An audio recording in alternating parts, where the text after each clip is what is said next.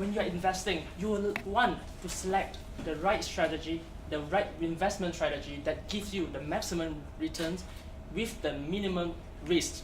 Today, Wealthfront is also in a similar fashion where they have to select the right strategy which gives them the highest return with the lowest risk.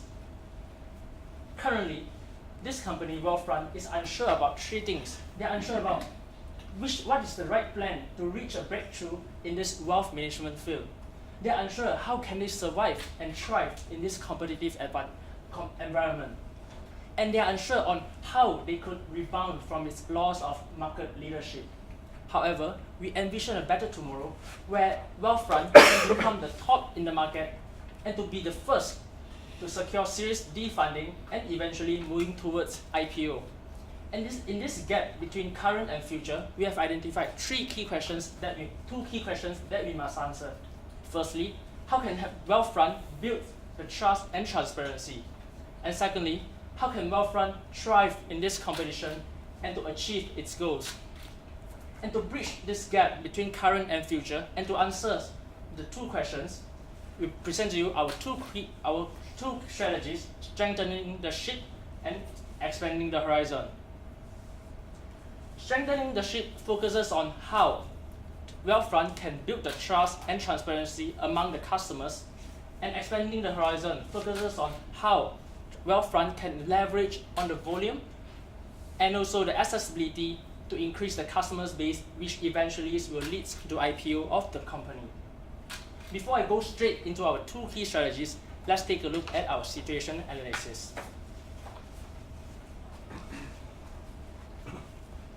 Now, let's all look into what is all about the company of Wealthfront. The company is a once leading B2C company, robot investment advisory, which manage the money of the company by giving the customer a financial advisor. And they are targeting young tech-savvy users. And the head-to-head competitor for the company is Betterment, and then Personal Capital, and also the incumbents of Vanguard and Charles. And the core competencies of the company is two. The first one, automated asset management process they have to allow the company to cut costs and bias of the human service for the company. And they have a daily tax-less harvest service, which can allow the customer of the company realize the capital losses earlier and defer the tax payment for the customers. And now, let's look into the competitors of the company. The closest competitors for Wealthfront is Betterment and also Personal Capital. The perspective of the company for Wealthfront is they think that their target customers did not trust the financial advisor, and they prefer to do everything on their own online. For Betterment, they found out that most of the customers like robot advisor, but they want to approach licensed expert also. For Personal Capital, they are more focused on the human engagement. And for Wealthfront, as you can see that what the Wealthfront company do is they focus on the robot advisor aimed at automating the entire asset management process for the company. And the impact for this action is to cut costs and to eliminate bias associated with the human service. And the possible problem for the company is the company may face a high resource and development cost to enhance the robot and automated system. For Betterment, on top of the standalone robot advisors the company have, they also introduce the human advisors for the customers. The key impact for this action is to provide its customer high-tech yet high-touch service to the customer. And the possible problem the company may face is they may incur a high cost on maintaining both automation and also human advisors. For Personal Capital, the customer appoint a dedicated human advisor to each of their clients, which can provide a highest customer experience to their customers. but the company may not be able to keep pace in the tech-savvy environment. Now, with the company facing these two closest competitors, they are wondering whether they can achieve the strong position in the market and also moving forward to IPO. Now, let's take a look into the strategy for them to achieve their aims.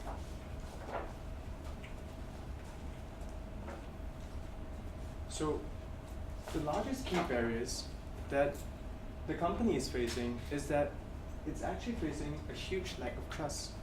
Basically, tech-savvy customers actually understand the volatility of tech startups. Another reason would be because of the non-tech customers who fear the unknown. They fear technology and also the lack of ethics in the financial industry itself. Another reason could be because of the lack of transparency.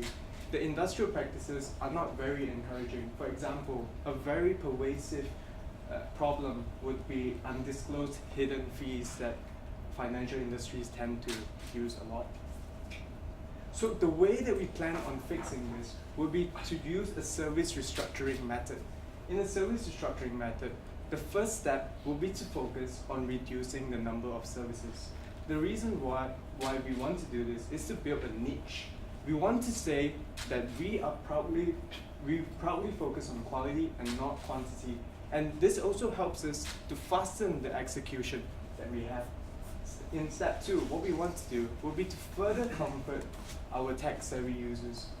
We understand that generally the enthusiasts are the ones who bring the first user advantage to the general population, to certain companies, especially in the tech industry. So what we want to do will be to incorporate stronger technology in order to convince the tech-savvy users. We would like to use stronger algorithms. We would like to use better R&D facilities. And we believe that using the CEO's network, we've noticed that he came from Stanford and he also taught classes in Stanford. We can actually leverage on his experiences and his social network. Now, in the third step, what we want to do will be to introduce human touch to our non-tech customers. We want to provide human interactions in the short run, and in the long run, our human employees will eventually help them to transition into a much more tech-savvy atmosphere in order for them to be comfortable with the technology. And lastly, we would like to provide a hedging option.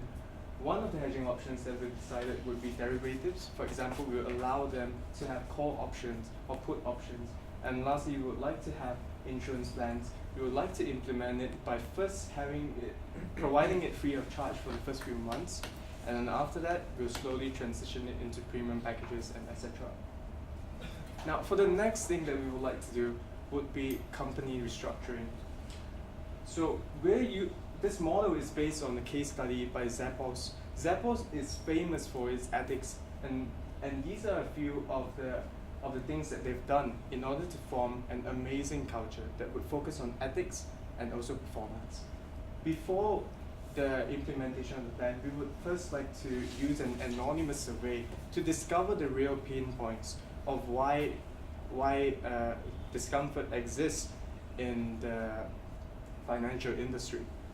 And then during the implementation of this culture transition, what we want to do is to use the information that we've gained to inspire a culture via transparency methods.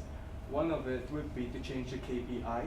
Another one would be to focus on key performance indicators that do not only focus on profit, but also on other key metrics such as user retention and also customer feedback. And yes. For the external board restructuring, we would like to integrate with high-profile government bodies and servants to send a message.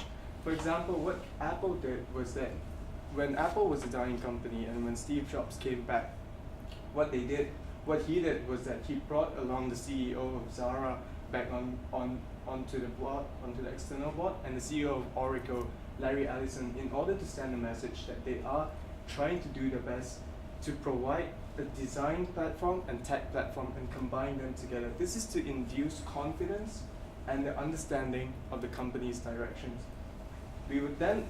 This will allow us to leverage on the fast information travel of the industry. Sites such as TechCrunch and The Verge will actually help us to the external board restructuring news would actually lead to the attention to internal restructuring. So what are the key takeaway for this solution? Strengthening the ship addresses trust and transparency via service restructuring and corporate restructuring. For service restructuring, what we would do would be to reduce the number of services to increase quality, to increase comfort for tech and non-tech users, and to provide hedging options. And lastly, for corporate restructuring, we would like to provide internal culture transition and also an external board restructuring. Now let's look into our second solution. Now that we have restructuring and has gained the trust and transparency within the organization, now it's time to expand the horizon to achieve its final goal. Now that we realize that we already have the trust, and in order to achieve the final goal, which is the IPO, we need to leverage on cost. So now what are the missing points between the goals? We have identified volume and accessibility, which the company can leverage on both of these elements, and to become the first to secure Series D funding and eventually to achieve IPO. Now let's take a look at our first initiative regarding the volume. In terms of volume, what we will do is we will like to partner with accounting firms. And by partnering with accounting firms, we will be able to share the customer's base between the two companies. And with these partnerships, it allows us for information sharing between the two companies. For example, we are able to provide the firms of the latest client's investment and to prepare an up-to-date audit. And also with the accounting firm's information, we are able to suggest the best investment options to our clients.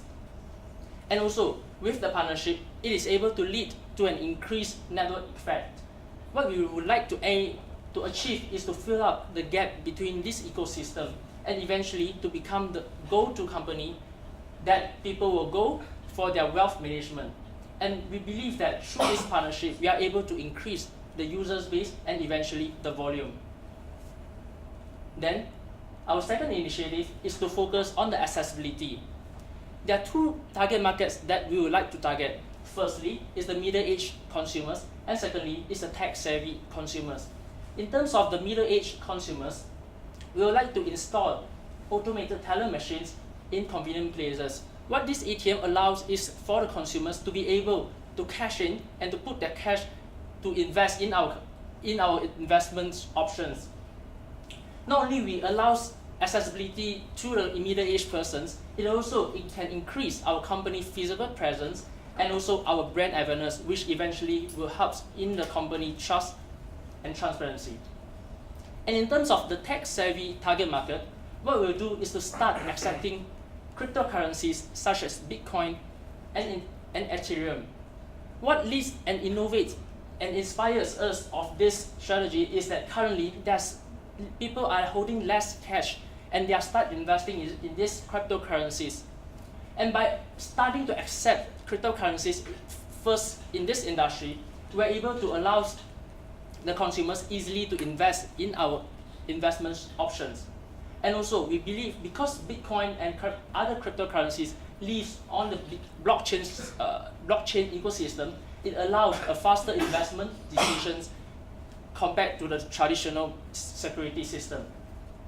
So what is the key takeaway of our strategy expanding the horizon? This strategy focuses on two initiatives, which are the volume and the accessibility, and which by leveraging on these two initiatives, the company can take advantage of the economies of scale to achieve low cost and eventually achieve its end goal, which is the IPO. With the two key strategies of strengthening the goal, strengthening the ship as well as expanding the horizon, Wealthfront will need effective implementation timeline to execute these two key strategies. So for strengthening the ship, we have service restructuring as well as hedging option, which will start immediately, followed by the company restructuring.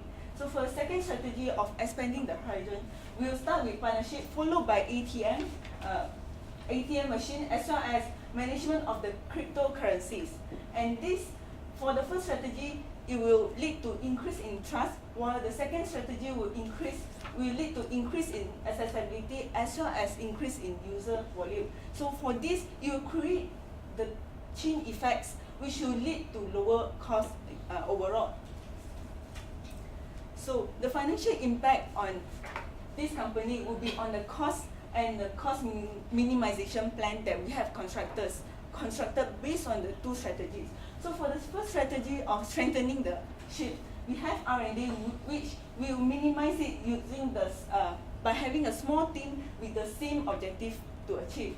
And for the hedging option, we will minimize this cost that we allocated or projected by having the expertise or to have the talent acquisition in this area. And for the human interactions, we will minimize the cost by giving the training to the current staff instead of having all the staff and hiring the new staff and give the training overall again. So for the second strategy, we have ATM, which we will minimize the cost by negotiations of the total negotiations with the supplier and management of cryptocurrency, which will minimize the cost that incurred or projected through the partnership with the cryptocurrency expert as well as joint venture, which we consider as a possible solution in the future. So next, with the two key strategies on hand, we will first look into the financial impact of the AUM or asset under management of these wealth funds. So if we do nothing, we projected that the amount will reach up to 8 billion in 2020. But with the first key strategies of strengthening the shape, we will incorporate a higher trust among our customers, which will lead to higher online search keyword that would help to have an increase in 25% to the projected amount of 8 billion, which is total of 10 billion USD. And for the second strategies, we have the increase in higher accessibility as well as the customer base, which will give the extra 50% of the AUM to this company, which total up to 15 billion USD. So with this, the achievements of the two implementation of the strategy, we aim to push wealth fund to have the funding of the Series D or even the possibles of the IPO. As no plans are perfect, we have constructed the risk plotting, which is adaptation of staff, partners unwilling to partner with us, low usage of ATM as well as the cryptocurrency, as well as low awareness and also branding. So for the first strategy, we have the first risk, we have the mitigation plans of training and constant evaluation of our current staff. For the second risk, we have to construct a win-win the situation for our partners so that they would willing to partner with us. And for the third risk, we have the low usage of ATM as well as cryptocurrency, where we can help the customers by the step-by-step tutorial. And for the last risk, we have the low awareness or branding, which will increase through marketing as well as the CSR of this wealth fund company. Currently, your company is unsure of the right plan to reach a breakthrough in the wealth management field. It is also unsure of how to survive and thrive in such a competitive environment. It's also facing a loss of leadership that it once held at the beginning. But we envision the future where your company can be the top in the market and be the first to secure a Series D funding or perhaps move towards a strong IPO. Once again, we present you our solutions, strengthening the ship and expanding the horizon. Thank you. That concludes our presentation, and the floor is now open for Q&A.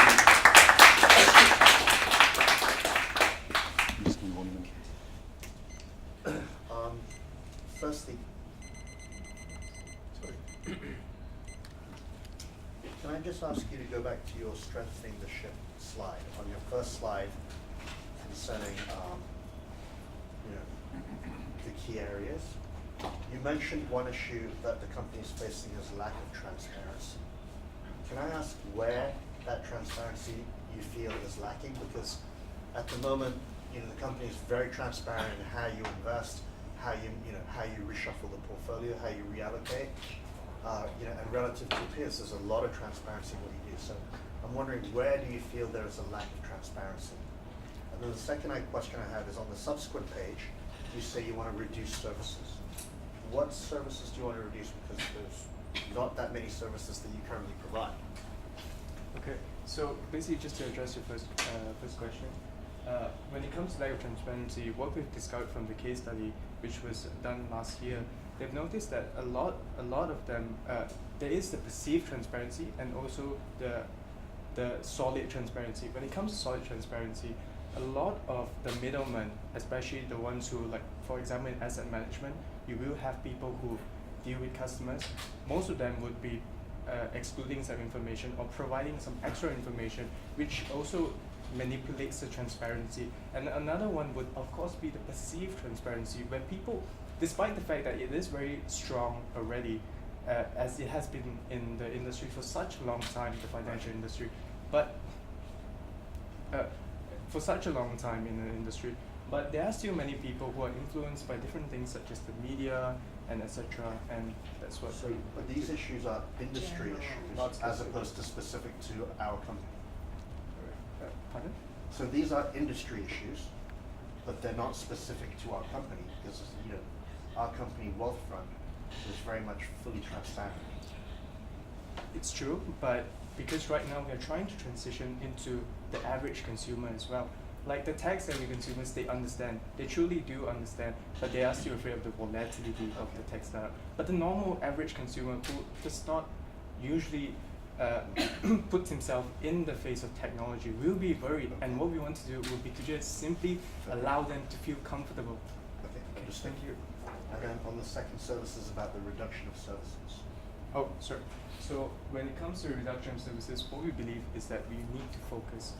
Usually a financial service startup or perhaps an industry would have so many different kinds of services, and what we want to do would be to just reduce the number of services just to be popular in about 2 to 3. Perhaps the context has been manipulated a little bit from your understanding. So basically what we're trying to say is that they should focus on about 2 to 3 things that are really popular using the Pareto effect. Perhaps 80% are the ones who generate the most income for just about any company, and 20% are the ones that provide a little bit, but they're not that strong. So we just want to focus on those few factors. I have Thank a you. follow-up question on this reducing services then. You, in your service restructuring, you propose reduction of services, which you've just now explained, so you're going to target to provide 2 to 3 key things, right? And at the same time, you're talking about adding human advisors to convert non-tech customers.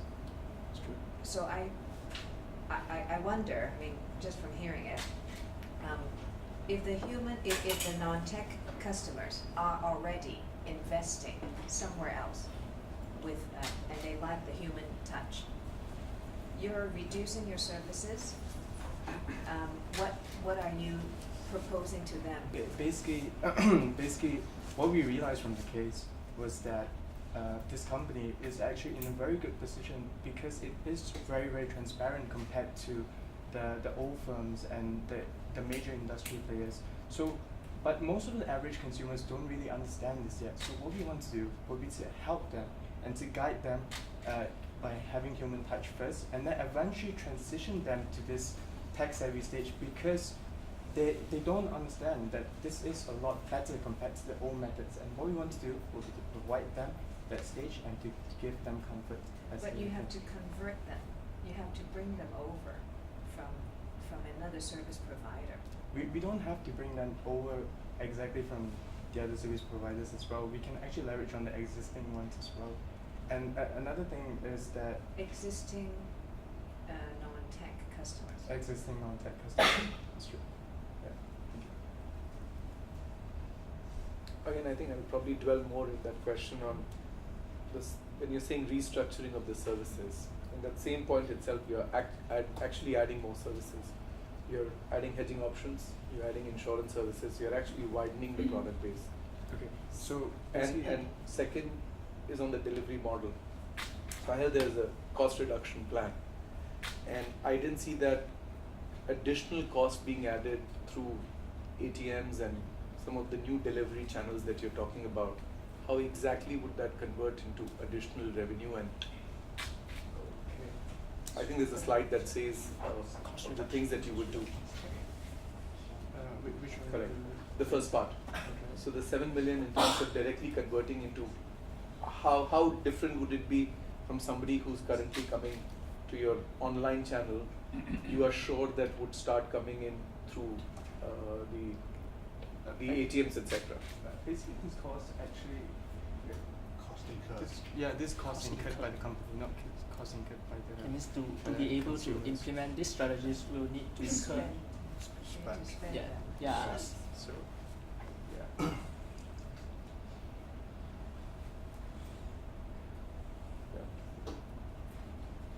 And how would that reflect into revenue terms? That part I understood.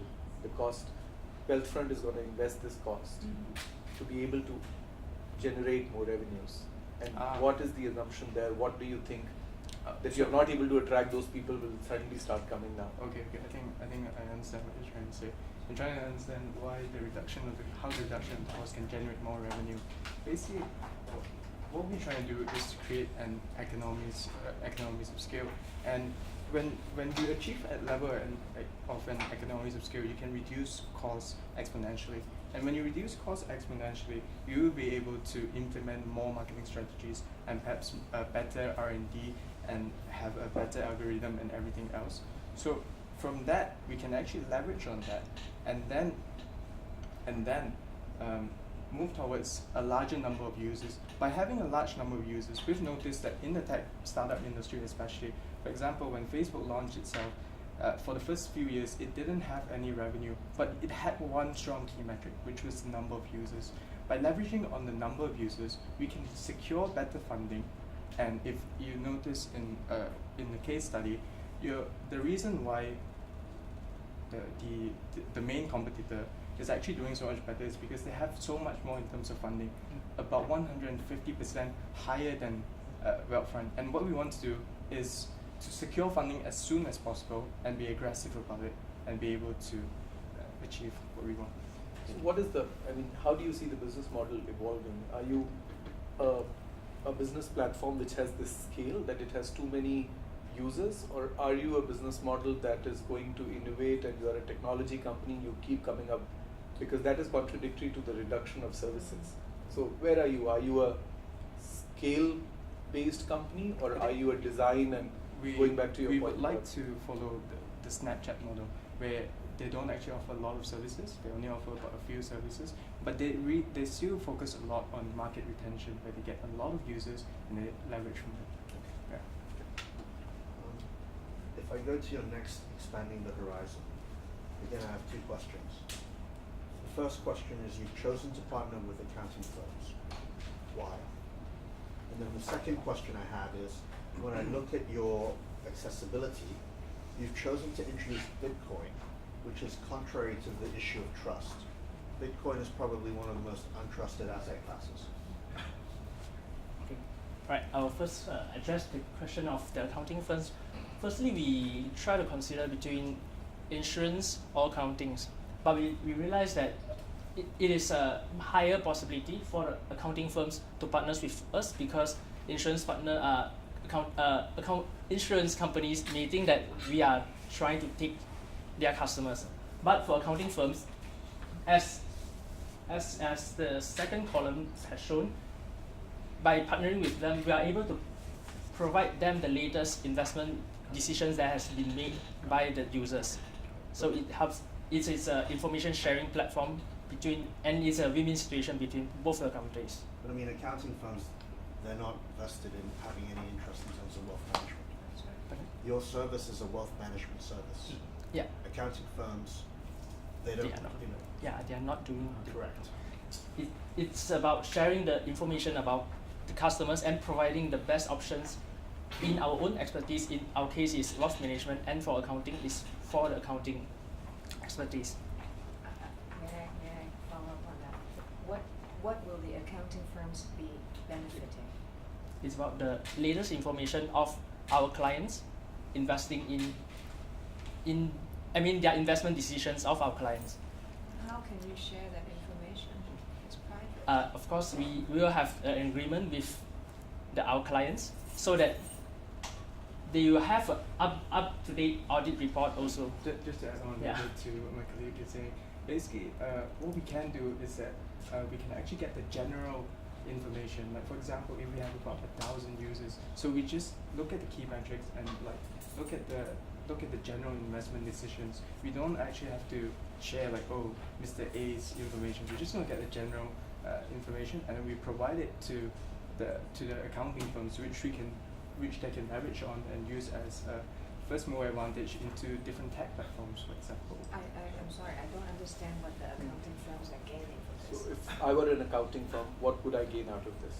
Yeah. Basically, they'll be able to one of the largest source of income for accounting firms is auditing, and in order for them to further tackle auditing crisis and things like that, well, they need information. They need to know how the trend is going. They need to know how investments are going, how this technological platform is evolving, and with that, If I'm an auditor, I'm only going to be looking at your financial statements.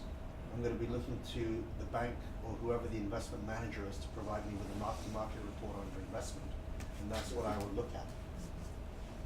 So from an auditor's perspective, I don't see the advantage. I mean, perhaps maybe if I'm in tax planning and that stream of accounting, maybe there is an opportunity to data mine your client base. That I can understand.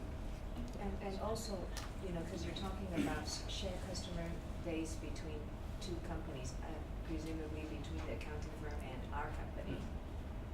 What am I getting from the accounting firms? Of course, it's the accurate data from the accounting firms, and with the information, we are able to suggest the best investment options to our clients Accurate data of what? of their financial statements. I'm not following. Financial statements of my clients? Yes, of our clients as well. That means, yeah. But your client base are individuals, retailers. Mm-hmm. So the auditing firms will not be auditing an individual's Right. wealth. So yeah, I don't see that. I see a gap there, but Yeah. anyway, okay.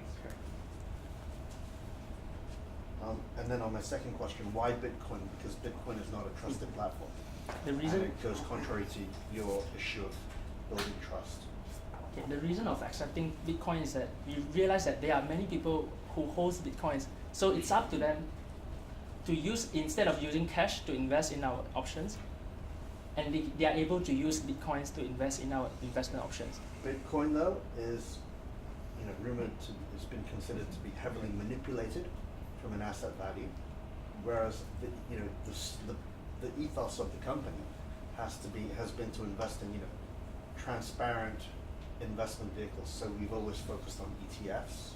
So just to address your concern, well, in expanding the expanding the horizon, it's actually the second part of the solution, and the first part of the solution creates trust. So we would like to believe that we would be able to execute this properly, building trust first. It may seem contradictory at first, but if we are a firm that is popular for our trust and transparency, and we actually take cryptocurrency into one of our services, we actually further expand on the trust that people have in us, because they look at the firms and they're like, and most firms are not willing to take it because they're afraid, they're worried that that something wrong may happen. But we take a bolder step, and when we build a very strong trust in our firms, we